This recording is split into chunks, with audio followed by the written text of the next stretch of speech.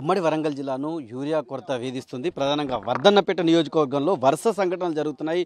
మొన్న కాంగ్రెస్ పాదయాత్రలో యూరియా అడిగిన రైతు పైన దాడి చేస్తే ఈరోజు రైతే అంటే ఇక్కడ చింతనెక్కొండ సమీపంలో ఉన్న ఉట్టితండాలో ఉన్నటువంటి గిరిజన రైతు ధర్మాగ్రహం వ్యక్తం చేశారు. తన పత్తి చేను కంటిపాపలా పెంచుకున్న పత్తి చేను తనకు తానే పీకేసి నిరసన వ్యక్తం చేశారు.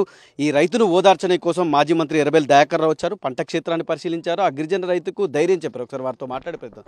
సార్ చెప్పండి, అంటే కంటిపాపలా పెంచుకున్నటువంటి పత్తి చేను వాళ్ళ కుటుంబమే పీకేసింది, కళ్ళనీళ్ళు పెడుతున్నారు. ఏం సార్ వీళ్ళని ఎట్లా ఓదార్స్తారు? అంటే ఘోరమైన పరిస్థితి అండి, చాలా ఆవేదన ఇది. ఈ నేను ఒక రైతు కుటుంబంలో పుట్టాను, నేను ఒక రైతును. మా బాధ ప్రభుత్వంకు అర్థమైతలేదు. నేను ఒక మాజీ మంత్రిగా మాట్లాడతలేను, ఒక రైతు కుటుంబంలో పుట్టిన రైతు వ్యక్తిగా మాట్లాడుతున్నాను. ఇంత ఘోరం ఎప్పుడు చూడలే. గత కాంగ్రెస్ ప్రభుత్వంలో చూసాం. గత కాంగ్రెస్ ప్రభుత్వంలో కూడా యూరియా బస్తాల కోసం మేము అసెంబ్లీ ముందర ధర్నా చేసినాం. కరెంటు కోసం మోటార్లు కాలిపోతానే, స్టార్టర్లు కాలిపోతానే అని ధర్నాలు చేశాం. అప్పుడు ఘోరమైన పరిస్థితి, నీళ్లు లేక ఇబ్బంది పడ్డాం. మంచిల కోసం కుండలు బిందెలు పెట్టుకొని కూడా ధర్నా చేసిన ఆ రోజులు మళ్ళీ వస్తాయి.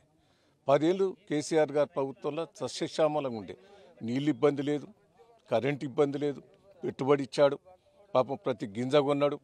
యూరియా బస్తాలు కూడా మొదలైన 6 నెలల ముందే, సంవత్సరం ముందే ఢిల్లీ తోలిచ్చి యూరియా బస్తాలను తీసుకొచ్చి మేము స్టాక్ పెట్టాం. రైల్వే గోదాములలో అంతటా నీళ్ళు పెట్టాం. కానీ ఇది ఘోరం. రేవంత్ రెడ్డి అన్ని బోకని చెప్పాడు. బోనసు ఇవ్వలేదు, రైతు బంధు సగం ఎగ్గొట్టాడు, రైతు బీమా ఎగ్గొట్టాడు. పాపం ఏందండి ఇది? పంట బీకేసుకున్నాడు. ఆవేదన, అది ఆవేదన. ఏమంటాడంటే యూరియా బస్తా ఏంది నడవది, దొరుకుతలేదు. నేను తిరిగి వచ్చింది. 2 భార్య భర్తలు తిరిగి ఈడ కలుపు తీసేది వదిలిపెట్టి కూడా తిరిగి వచ్చిండ్రు. నెల రోజుల బట్టి బస్తాల కోసం తిరిగిండ్రు. ఆవేదన చెందాడు. అది ఇప్పుడు వర్షాలు పడ్డప్పుడు ఏం చేసినప్పుడు, ఎక్కువ వర్షాలు పడితే యూరియా ఎక్కువ వేయాలి, అయితేనే దిగుబడి వస్తుంది. దానికి తగ్గట్టు మన యూరియా బస్తాలు దొరుకుతలేవు. ఏం చేయాలి చెప్పు? తిరిగి అవస్థపడ్డారు.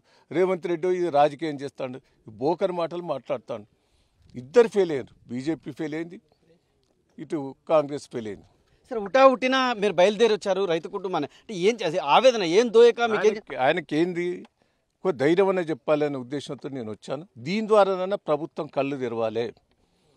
ఇప్పటికైనా మీరు ఏదో డ్రామాలు చేయకుండా దయచేసి ఏదో పోయి ఢిల్లీలో రిప్రజెంటేషన్, మొత్తం మీ పొరపాట్లు, ఢిల్లీ వాళ్ళ పొరపాట్లున్నాయి, మీ పొరపాట్లు. అడ్వాన్స్ ఉండాలి. ఇప్పుడు నీకు పత్తి గింజ కావాలంటే పత్తి వేసేటప్పుడు పత్తి గింజలు దొరుకుతాయా? వాడు 1-2 నెలల ముందే పత్తి గింజల కోసం తిరిగి పత్తి గింజలు తెచ్చి పెట్టుకుంటాడు. దాన్ని ఆ ప్రభుత్వం దగ్గర లేదు. రైతుకున్న ఆవేదన అర్థం చేసుకుంటలేరు. మీరు పర్వతగిరిలో ఉన్న అసన్పర్తిలో మీరు దారంటే పోతుంటే రైతులు మీ వెంబడి వచ్చి మిమ్మల్ని ఆపి చేస్తారు. మీరు కలెక్టర్తో కూడా అసలు రైతులు ఏం చెప్తున్నారు సార్? ఆవేదన దొరుకుతలేవు. బోకస్ మాటలు. ఒక్క బస్తా ఇస్తాను ఏం సరిపోతుంది? ఆ ఒక్క బస్తాకు కూడా 4 రోజులు తిరగాలి.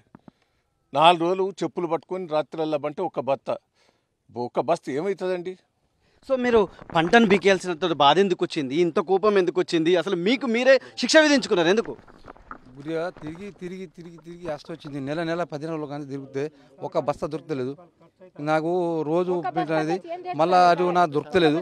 అందుకొరగానే ఇంట్లో కూడా పద్దగిరి మండలం పోయినా, కల్లడ పోయినా, నెక్కొండ, చింతనెక్కొండ, స్టేషన్ నెక్కొండ పోతే ఎక్కడ దొరుకుతలేవు. ఒక బత్త ఇస్తాను ఆధార్ కార్డు మీద. కాబట్టి అది ఆ బత్త కూడా ఒకటి దానికి సరిపోతలేదు. అందుకొరగానే ఇంటికాడ కూడా ఎక్కడ పోతే ఆడ నేను మీతోటి దాంతో ఈ ప్రభుత్వంతో నాకు నేను తట్టుకోలేనని మందు తాగి చస్తా అని దొరకు నేను చెప్పిన సార్తో చెప్తే నువ్వు వస్తేనే ఏదైనా నువ్వు నాకు జరపాలి సార్ అని సార్తో నేను మాట్లాడినా. సో నువ్వు ఈ పంట చేనులో నీ చంటి బిడ్డను పెంచుకున్నటువంటి పంటను నీ భర్తతో కలిసి పీకేయాల్సిన అవసరం మరి గోస అవుతుంది. రోజు మా ఇంట్లో గొడవ, రోజు పోతాడు ఖాళీగా వస్తాడు, రోజు పోయి ఖాళీగా వస్తాడు. ఇక సాయంత్రం మళ్ళీ నువ్వు మందు వస్తా తెత్తలే ఎందుకని నేను తిడతానా. మళ్ళీ నేను తిడతానప్పుడు నేను ఉండి ఏం చేయాలని మందు తాగైనా చచ్చిపోతామని కోపంతో పీకేసిండు. సో మీరు చదువుకున్నారమ్మా, పంట గురించి మీకు తెలుసు. మీ అమ్మను మీ నాన్నను మీరు వారించవచ్చు కదా అమ్మాయి? చెప్పినాం సార్, చెప్పేది ఒకసారి జరిగితే చెప్తాం సార్. పర్లేదులే, ఈ రోజు దొరకలే, రేపైనా దొరుకుతుందేమో అని ఒక ధైర్యంతోనే. కానీ ఇదే రోజు పాట అయితే మేము కొన్ని లక్షలు తీసుకొచ్చి అప్పు తీసుకొచ్చినాం సార్. ఇవన్నీ పెట్టినాం. కనీసం పంట పండితే అయినా ఆ అప్పులు తీరుతాయేమో అనుకున్నాం. కానీ ఈ పంట కూడా ఇట్లా నాశనం అయింది. ఇలా రోజు తిరిగితే ఎట్లాగో మా పరిస్థితి మా బాధలు అర్థమైతలేదు కదా, కనీసం పీకేసి కొంచెం ఎవరికైనా చెప్తే చూపిస్తే అయినా మీ ద్వారా అయినా మాకు ఏదైనా న్యాయం జరుగుతుందేమో అని ఇంత చేసినాం సార్.